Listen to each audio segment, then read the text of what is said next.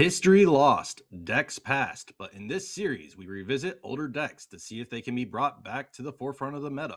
We'll break down what made these decks great, what no longer holds up, and how modern builds can give them new life. By exploring different variants and tech choices, we'll tune each deck to fit different playstyles.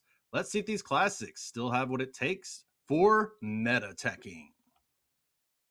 What's up, guys? My name is TechnoTuner, and welcome back to another episode of Meta Teching. Today, we're taking a look at Fairy Tale. Since we got new support that just dropped from Blazing Dominion, I figured this deck would be a really fun deck to take a look at. See what you got, what we can come up with, and see what other decks we can build with it.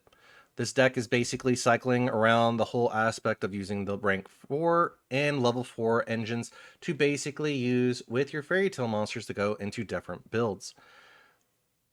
Being able to really build upon this, we're going to be looking towards further expanding upon how this deck works, and we can further improve upon it.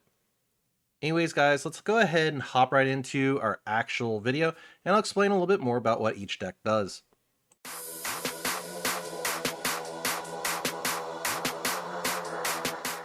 So, for Fairy Tales are a rank 4, also a fusion spellcaster archetype deck. This deck really hasn't had much support outside the generic one-offs of Rella, Rochka, Luna, and Sleeper, and a few others. The whole aspect of this deck is to basically utilize your cards to interact with your opponent, whether it be bouncing back, flipping them face down, or getting additional card draw. With this deck build, we focused more on trying to maximize the interaction we have with our opponent from utilizing 3 Fairy Tale Luna. When this card is normal summon, you can add 1 spellcaster monster with 1850 attack from your deck to your hand. Once return quick effect, you can target 1 face-up monster your opponent controls. Your opponent can send 1 card with that monster's name from their deck or extra deck to the graveyard to negate that this effect. Otherwise, return both this card and that monster to the hand, which can make it a little bit harder for your opponent to interact with, especially if it's a one of in the deck. Up next, of course, we're playing 3 Match Giru. If a spellcaster monster with 1850 original attack is on the field, you can special summon this card from your hand or graveyard. Also, you cannot special summon for the rest of this turn except spellcaster monsters. If this card is normal or special summon, you can add 1 Fairy Tale, Spell Trap, or 1 Fairy Tale Tails from your deck to your hand. You can pay 500 life points. The name of 1 effect monster opponent controls becomes Prince of Fairies. You can only use each effect of Fairy Tale Match Giru once per turn. This card has been really beneficial and allows the deck to really pop off, and it's such a great extender to see.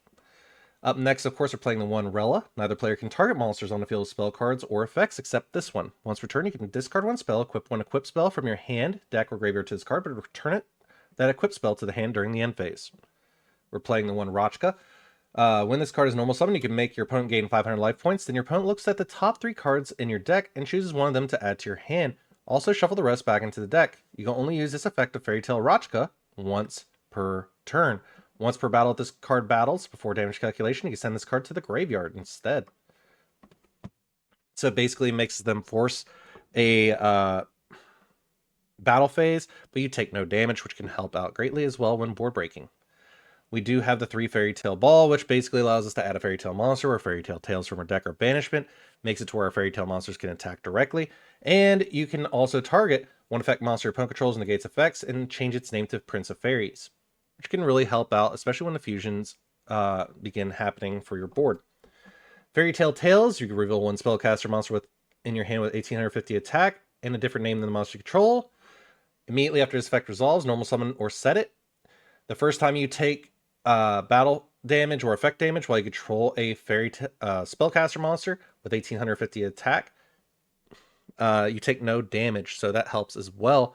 But we're also going to be supplementing this with instant fusion, Magician's left hand, Magician's right hand for the more pure build, because this allows us to go into our Magistus Chorozo and into our spell and trap interactions, which makes it to where our opponent has to pay attention to what the first spell or trap they're going to activate this turn is going to be.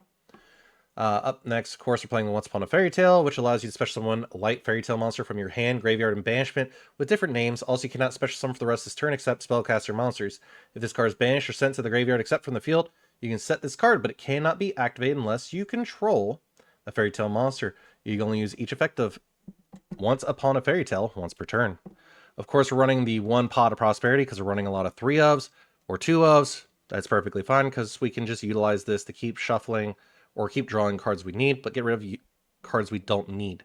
We're also playing one rank up Magical Force, targeting one rank 4 Exceeds monster in our graveyard, special summon it, but negates effects and special summon rank 5 Spellcaster Exceeds monster from our extra deck using his material.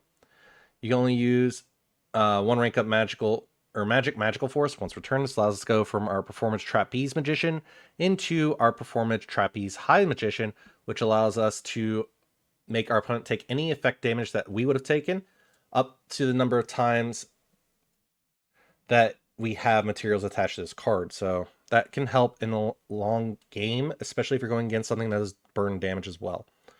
We're running 2 Super Poly, and we're playing 2 Fairy Tales of Tales of the Fairy Tales, which is an equip spell.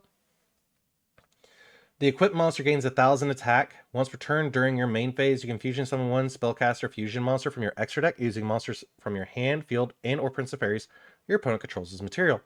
If this card is in your graveyard, you get to equip this card to one Fairy Tale monster on the field. Then immediately after this effect resolves, you can normal summon one spellcaster monster with 1,850 attack. You can only use this effect of Tales of the Fairy Tales once per turn. So basically giving you an additional normal summon, but also boosting your monster's attack and also allowing you to fusion summon can make it really hard for your opponent to break your board, but also give you that extra access you really need to push through.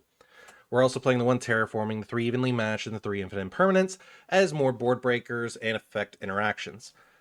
While we're also utilizing in our extra deck the Zeus, the Down Nerd Magician, the Typhon, Lina, and Selene. We're utilizing those as more ways to get our monsters back on board or set up interactions or effect negation, because we're going to be utilizing this to a whole new aspect as we go through these decks. What does this deck really lack right now is pushing power and capability to keep the control of the board. You burn through your fairy tales pretty easily in this build, so you have to pay attention to what you're doing. But you can also improve this deck by adding some more consistency and additional cards that'll allow you to control the board state, but also work very well under the spellcaster archetype. So let's go ahead and hop right into our next deck profile, where I'll show you what I have cooking.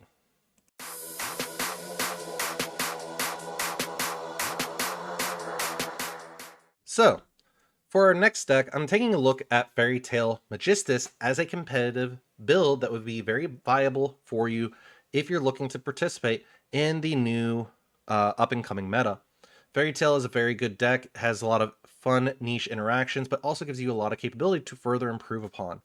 So what are the cards that we're running? We're running at least one Jenny that can be summoned off of the Witchcrafter Creation, which I don't currently have in the list, but you can also special summon off the Vera Magic Lacrima of Light. It just gives you an additional body for link plays, but you do have further interactions through Spenta, the Magus Sealer, Zora, the Magus of Flame, and the 2 Crowley, the Gifted Magistus. Crowley is very beneficial in this deck because it allows you to go into Mechaba or into a Magistus Fusion.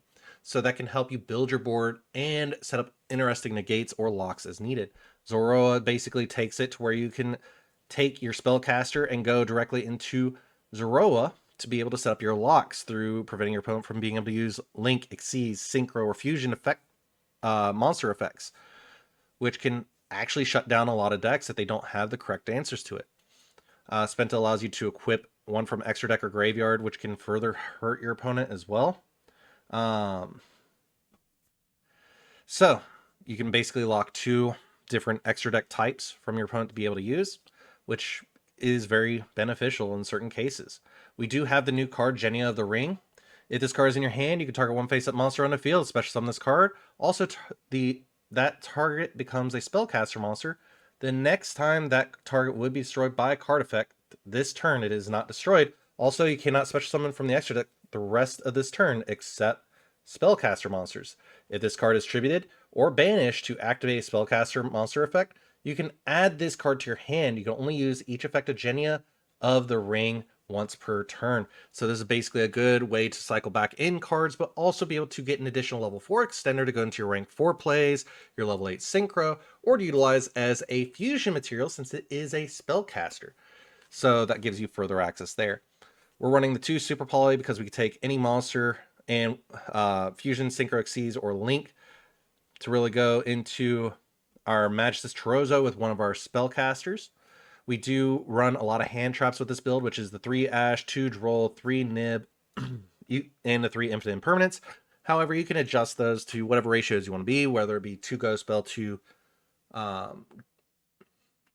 Mulch Army, etc. Anyways, the whole part of this whole deck and the whole shtick of it is to get out your Magistus monsters to set up your monster negate through Verith Ragna, but also set up lock with Zoroa, the Magistus Conflagrant Calamity, because that can make it a lot harder for your opponent to really interact and be able to break down your board because they have to play through interactions. If they can't play through those interactions or find other ways to summon and use their effect monsters' effects, depending on what it's equipped with, then they are stuck at a point where they can't really interact or break your board. The other parts of this deck that are very fun and very interactive, in my opinion, with this deck is utilizing the link package, which is through Artemis and Endymion, the Crescent Magistus. Because if this card is link summon, you can target one Magistus monster you control, equip it with one spellcaster monster from your graveyard banishment as an equipped spell. So you're not just playing with just cards in your graveyard or extra deck anymore. You can also utilize your banishment. You can target one spellcaster monster in your spell and trap zone, treat it as an equipped spell, return it to the hand. So you can go back, equip Zoroa, bounce Zoroa back to your hand, and then you can normal summon the Zoroa during your turn if you haven't already normal summoned it. So it makes it more interactable, but gives you further capability to break more boards. This is one of the more interesting builds that I've done in a hot while, and I have to say I greatly enjoy this deck because it's something fresh, something new, and it offers up a lot of different ways to play this deck because you don't have to stick with just the regular. You can side in a Purgatrio, a Rajin from the Invoke side.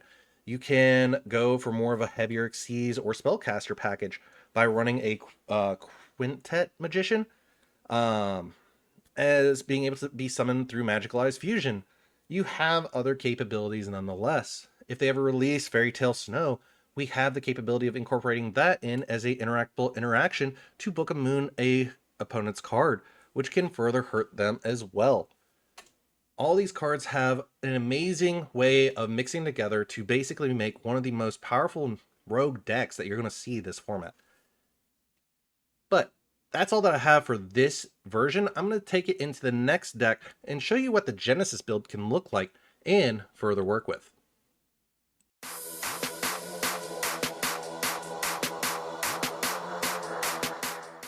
All right, so looking at the Genesis points, right, we have to maintain it to keep it below 100 points, but we want to maintain as much as possible with this build. You will note that this is very similar to the deck list that I currently have for one of the deck profiles I just put up for this deck. It's a lot of fun, and you do have to note that even though we're not playing the Fairy Tale Tales currently in the deck profile that was shown earlier, this card is very helpful nonetheless. But what did we do? We cut down on a lot of the hand traps that were very expensive, such as Ash, Nibiru, Droll, Mulch Armies, and incorporated into our deck 3 Snow, Ghost Mourner, Moonlit Chill, and 2 Ghost Ogre and Snow Rabbit. Technically, you can up it to 3 Ghost Ogre and Snow Rabbit if you would like, but we also incorporated Witchcrafter Madame Vere, which is a quick effect, discard 1 spell, negate the effects of all face-up monsters your opponent currently controls until the end of this turn. This can slow down your opponent's roll really fast if they're not paying attention. It also gives us the full capability of utilizing Super Poly, plus our spellcaster monsters go into Magistus Chorozo, or Witchcrafter Vice Madame if we've managed to change our opponent's monster into a spellcaster. So this can hurt them a lot because that gives us either an interactable pop or a way to negate a battle attack and gain attack points. So while this deck is further boosted, it does offer up a little bit more interaction than what you would see in a normal Genesis deck profile. Because with this deck, you can change the key points that you need But you can also modify the deck a little bit more to make it more playable, more malleable, or incorporate cards that you would like to see more in the deck. Doesn't have to be two of each of the fairy tales. You could run one of. You could modify it a little bit further to do other plays as well, such as incorporating more of the invoke package. You can incorporate more cards along the lines that allow you to return more of the Witchcrafter or Magus cards from your graveyard banishment to your hand. You can incorporate an invoke package as well. Throughout this deck, there is a lot of capabilities in which can be further edited and modified into a much bigger pile of cards that works very well. While you're turning the Magus and Witchcrafter decks into more of a very fun interaction with the Fairy Tale cards, I would recommend not running the Fairy Tale Snow unless you want to sacrifice probably 2 Spentas or some hand traps or the 2 Super Polys, as that card is really point heavy and it's going to be really hard to break apart. Anyways, guys, that's all that I have for this one. I'm sorry I didn't go into great detail with it, but basically this deck is almost a lightened day from the competitive variant, just with a few other cards, such as the change from going with no Witchcrafter creation to two Witchcrafter creation and adding the Witchcrafter Madame Vare and the Witchcrafter Golem Aruru, which is basically a targetable bounce our monster back and protect our cards. But that's all that I got for us today. For this version, let's hop into our final version, which I can show a little bit more on what else you can do with this deck.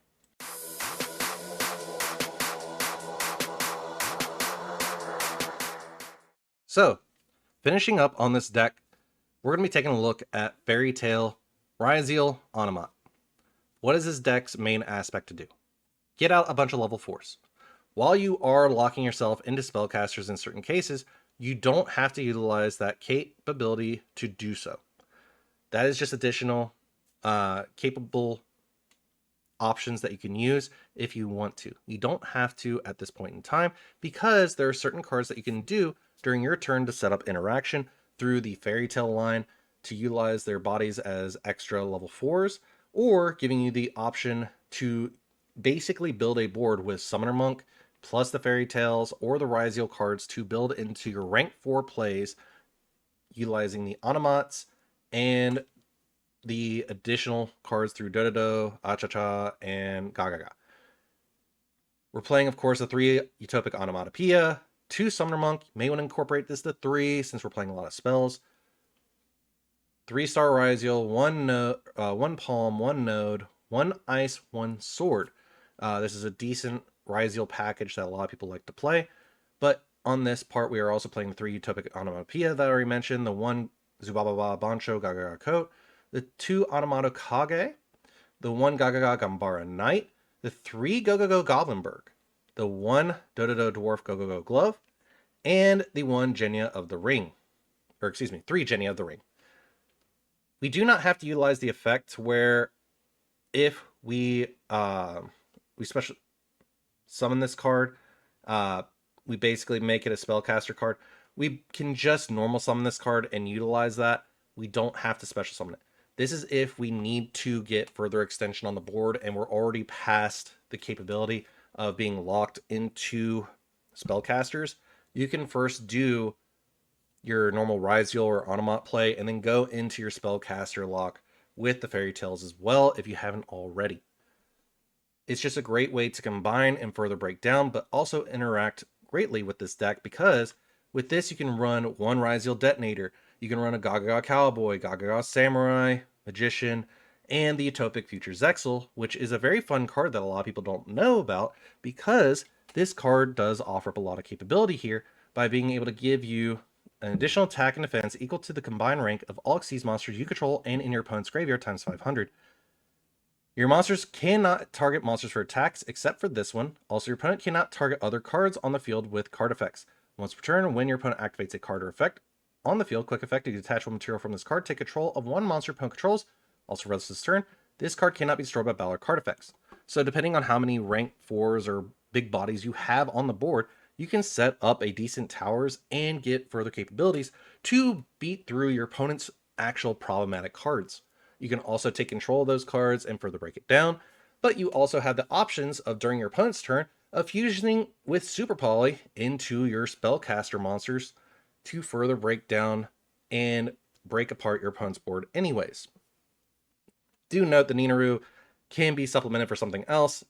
I'm just including it because it takes 2 level 4 or level 4 spellcasters. Also, it's a good way to get a spell and trap in, but also allows you to target a level 4 or higher spellcaster monster in your graveyard and add to your hand, so you can cycle back those fairy tale monsters that you really need, or the summoner monks.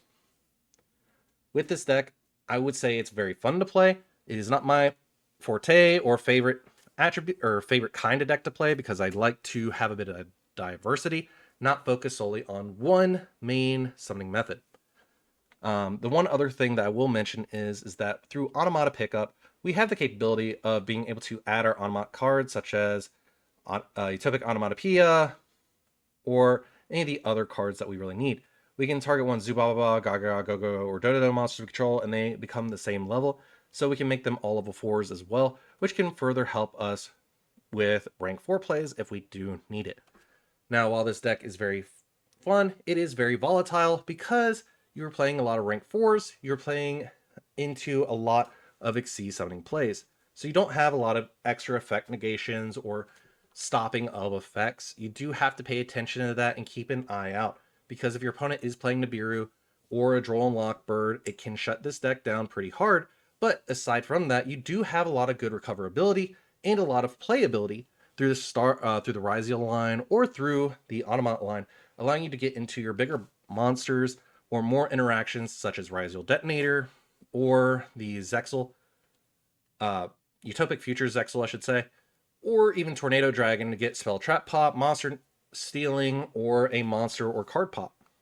The other cards that we are incorporating is the Fairy Tale cards, so that does offer up into being able to incorporate more monster or spell and trap popping. We have where we do name changes. We have the Magistus card, which allows us another level 4 body. And the fun part about this is we can take our level 4 Fairy Tale monsters and make rank 4 monsters, which can further help us break even more boards or do even more rank 4 plays. So overall, it's not that bad. But anyways, guys, that's all that I have for you guys today. I hope you enjoyed today's deck profiles for the meta teching video. If you did, please feel free to leave a like and subscribe, and I'll see you all in the next one.